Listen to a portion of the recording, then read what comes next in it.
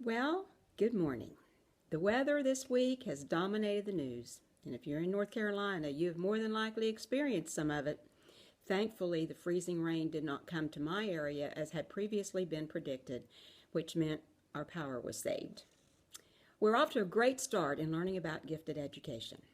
I'm impressed with your participation and your reflective thinking. This week, we discussed the meaning of curriculum.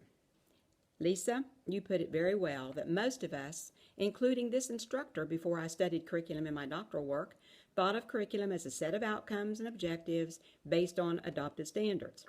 We now know, or at least we've been reminded, that curriculum is much more than that.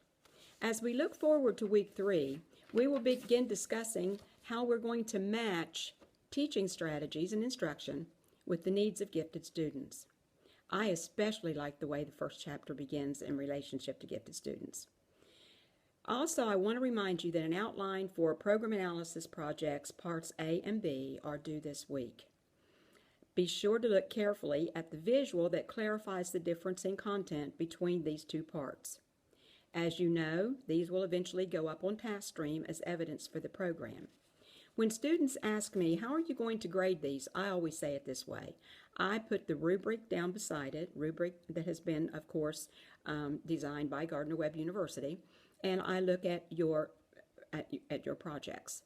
So if you go down that rubric and have topics for each one of those indicators and fill them in, I think you'll do very well. But I do caution you, look carefully at those rubrics as you begin to prepare those projects.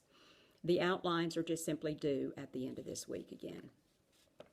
Let me also tell you once more that if you have questions or you have things that you need to discuss, please be sure to email me at ldunlap@gardner-webb.edu or simply call me at 704-793-1889.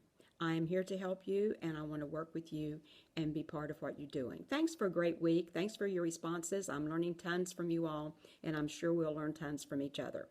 Have a great week.